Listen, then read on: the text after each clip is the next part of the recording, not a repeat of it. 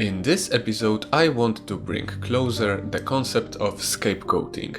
Sometimes it's done by one person, sometimes by a group of several people, but Brazilian goalkeeper Moacyr Barbosa fell victim to whole nation, his own whole nation. It's a story about 50 years of injustice, which were a result of some social peculiar rules. First Football World Cup, organized by FIFA, took place in 1930 in Uruguay, who also won the historical trophy. Next tournaments were to be happening every 4 years, and so was the case in 1934 and 1938, with Italy being triumphant on both occasions. But due to World War II, the fourth World Cup was not organized until 1950. Because Europe was still ruined after the war, there was only one country willing to host the tournament: Brazil. For that occasion, just 2 weeks before the first match, the country finished construction of the biggest stadium ever, Maracanã.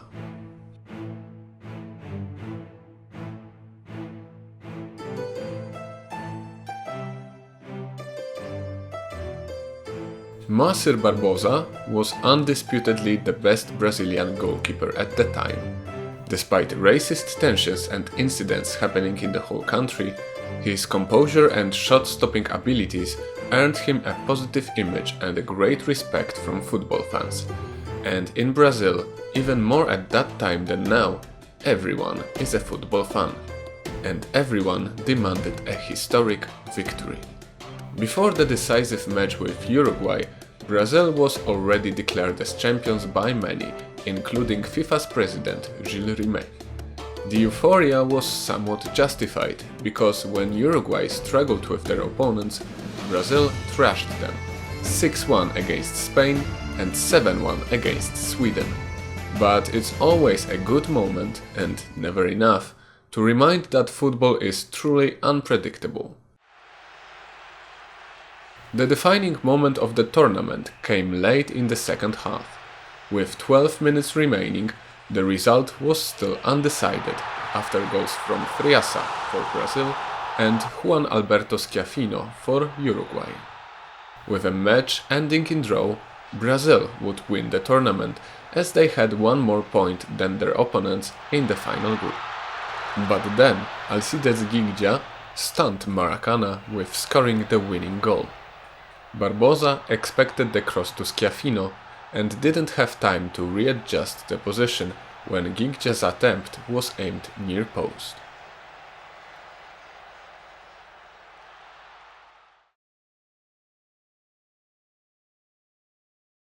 There are many accounts saying that Brazilians acted very honorably towards Uruguayan team.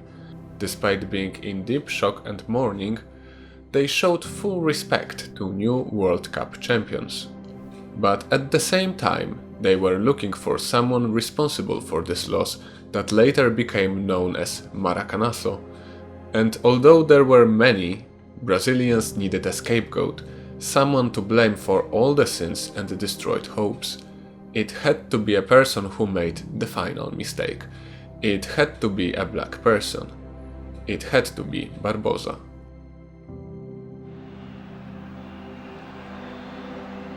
When I look at this few seconds long video with the decisive goal, I see that Barbosa could be better positioned, but Gigdia's shot was very precise. And if Brazilian defender Juvenal didn't make a mistake earlier, the goal wouldn't be conceded. And he probably wouldn't make it if he wasn't playing hungover.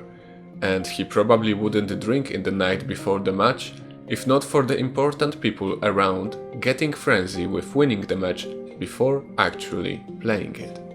The whole national team was there to blame, but having found the scapegoat, the whole criticism focused on Barbosa. From that moment, he became the synonym for bad luck. He played only one more match for the national team 3 years later. For the rest of his club career, he was being constantly abused by other clubs' fans. For many more years, he was pointed out at the streets as the one person for all the blame. Mexican writer Juan Villoro called Barbosa the man who died twice when he passed away in 2000. No wonder. When Barbosa ended his football career in 1962, he couldn't find a regular job, still being seen as a cursed man. Best he could get was a part-time job as a lifeguard in a swimming pool close to, oh the irony, Maracana. He took it with no other choice.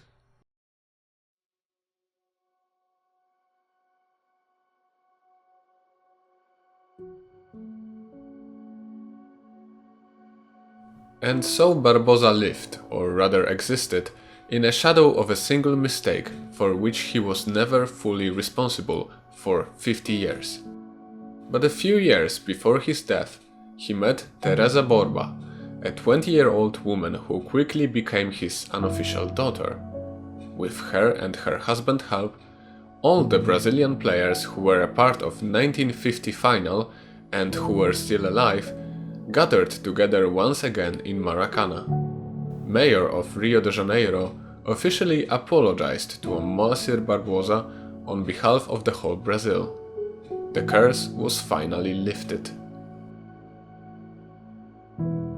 A week before his death, Barbosa said, "If I died tomorrow, I would die as a happy man."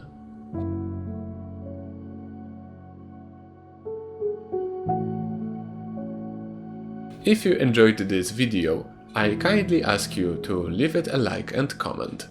And if you're driven by curiosity like me, go check out my previous video about mysterious Cistercian numerals. Anyway, thank you for watching and have a nice day.